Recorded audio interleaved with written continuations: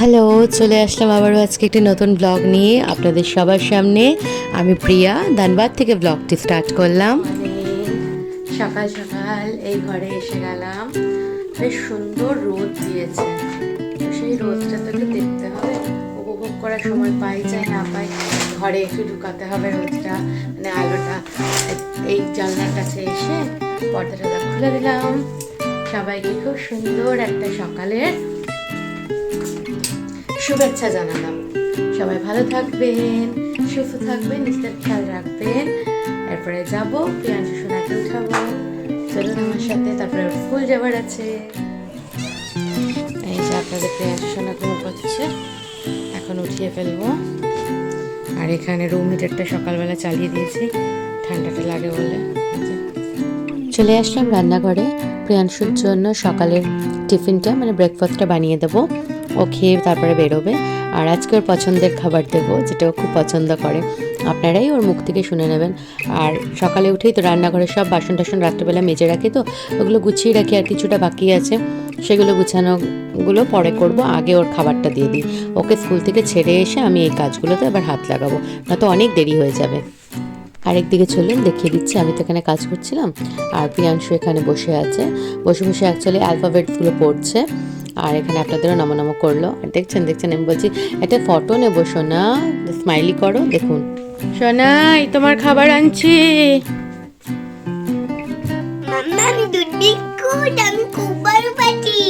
আচ্ছা সোনা, খেয়ে না মা, খাও খাও। আচ্ছা খাও তো, দেখি তো খাও তো। হ্যাঁ দেখি তো একবার, খাও তো দেখি তো।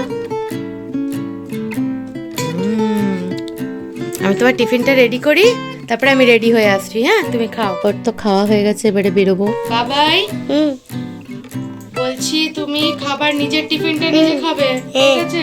ভালো করে বুঝতে পারছো?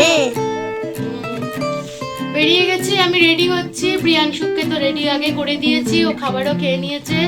এবারে স্কুলে নিয়ে যাব, সময় খুবই কম আছে। রেডি হয়ে যাই। সবাই ভালো থাকবেন, সুস্থ থাকবেন, নিজেদের খেয়াল রাখবেন। আমি ভালো আছি তো। হ্যাঁ প্রিয়াংশু ভালো আছে। এবারে বেরোবো। Tata tata. বললাম আমরা গুটি গুটি পা হেঁটে হেঁটে চলুন আমাদের সাথে। বললাম প্রিয়াংশুকে নিয়ে যাচ্ছি। এবারে এই যে আপনাদের প্রিয়াংশু ঘরে এসে গেছি, হাত পা ধুয়ে নিয়েছি। তো এখন একটু চা বানাবো, চা খাবো। আর তার জন্য এখানে ফ্রিজের সামনে এসে গেছি দুধ নিয়ে নিতে। এই যে দুধ নিয়ে নিলাম।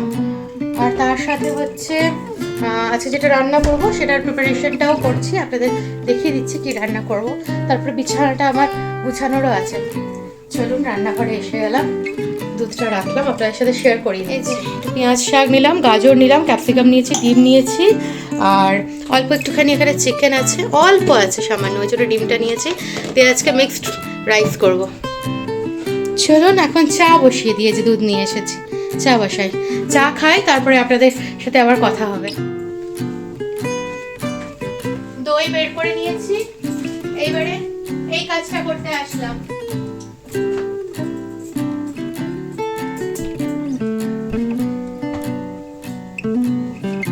কাজের শেষ নাই, এই ভাববো যে হ্যাঁ এইবারে 2 মিনিট বসবো। ওই 2 মিনিটটা যে কবে হবে জানি না, তবে হ্যাঁ হবে, একদম হবে। একটু সময় লাগবে, তবে হবে।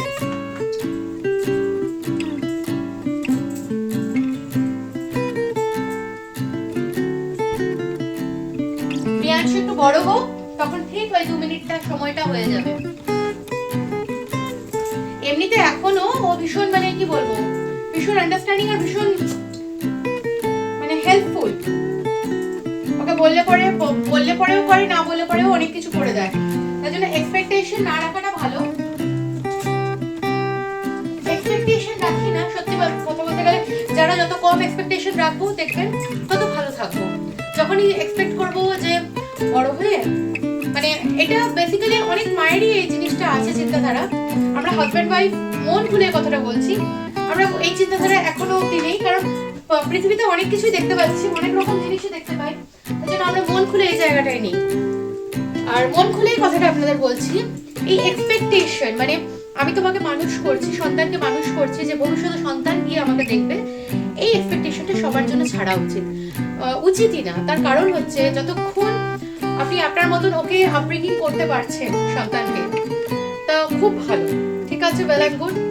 যখন সন্তানকে করতে পারছেন না আপব্রিঙ্গিং, মানে করতে পারছেন না মানে কি, আপনি চেষ্টা করছেন কিন্তু টিনেজ বয়সটা যেটা হয়, বাইরের এনভায়রনমেন্টের যে মানে যে থিসিসগুলো ওদের মাথায় আসে, যে থিওরিগুলো, লোকে কি বলছে সেটা ধরবে, সেরকম ভাবে করবে, তখন কিন্তু ওর নিজের চিন্তাধারা হবে, তখন ও চেঞ্জ হয়ে যাবে, তখন আপনার উপর ডিপেন্ডেন্ট থাকবে না। এখনো ডিপেন্ডেন্ট, আমি বলবো আমার ছেলে অত ডিপেন্ডেন্ট নেই আমার উপর, কারণ নিজে কখন স্নান করবে, নিজে কখন ওয়াশরুম যেতে হবে, নিজের জল খেতে হবে, তো আমি কাজ করছি, ও জলের বোতলে জল ভরে খেয়ে নিচ্ছে।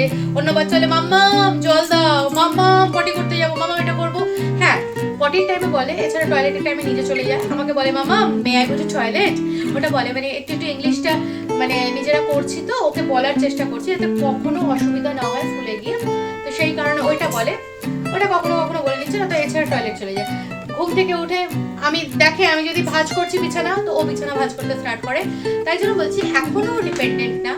আর আমরাও ওইটাই হাজব্যান্ড ওয়াইফ দুজনেই চিন্তাধারা করে রেখেছি আর করি, যে আমরা কিন্তু ভবিষ্যতে ওর উপর ডিপেন্ডেন্ট হবো না, কারণ অনেক কিছু অনেক জিনিস দেখা যায় এই দুনিয়া দেখতে পাচ্ছি যে হয়তো চেঞ্জ হয়ে যেতে পারে ম্যাটারটা, তাই জন্য কি করব আমরা এটা চিন্তা করে রেখেছি, আমাদের যতদূর হবে তো আমরা নিজেরটা নিজেরা করব।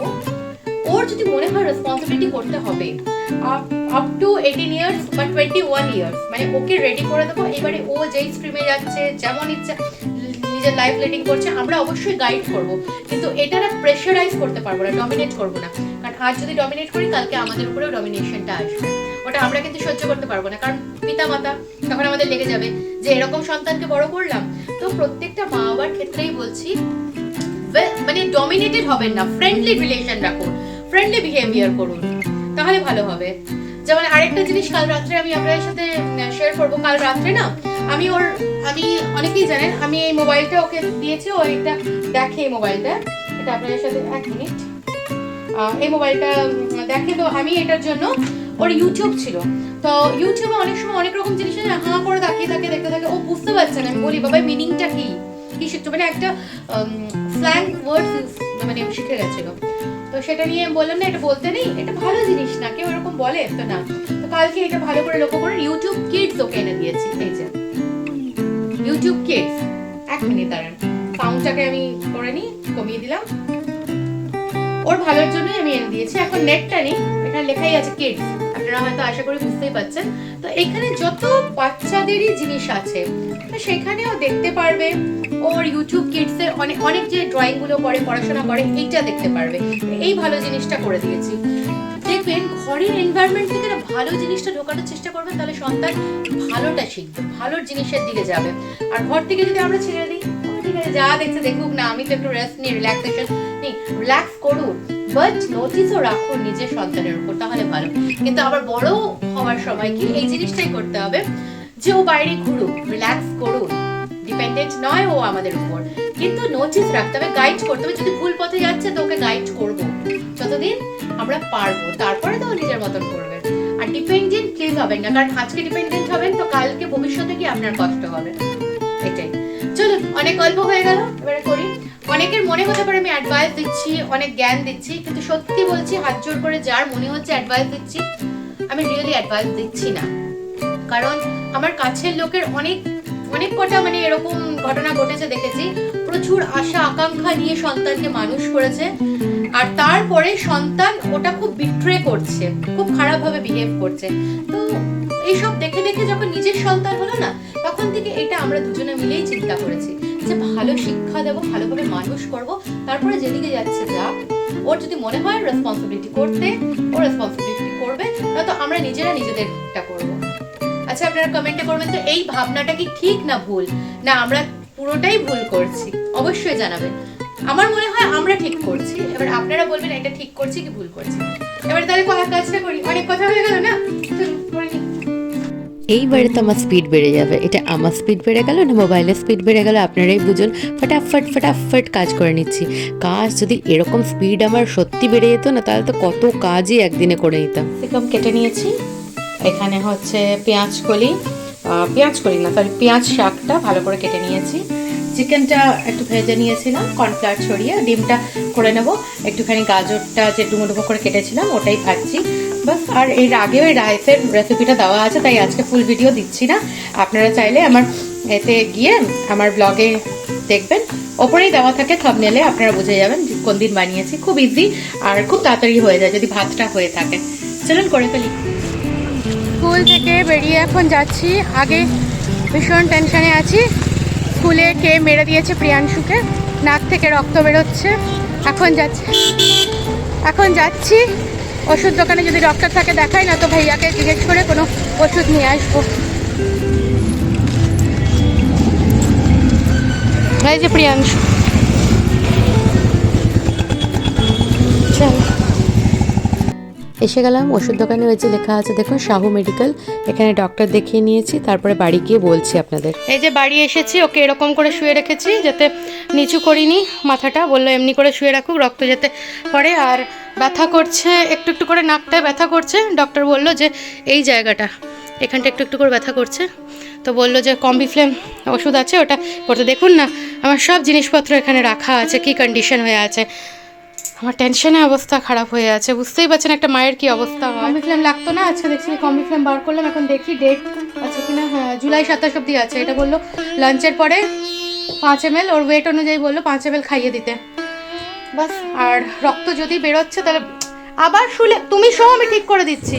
তুমি শো, ওটার উপরে মাথা দেবে না, শো তুমি মাথাটা এরকম নিচু করে, তুমি শো যেমন করিয়েছি। আর একটু আসো,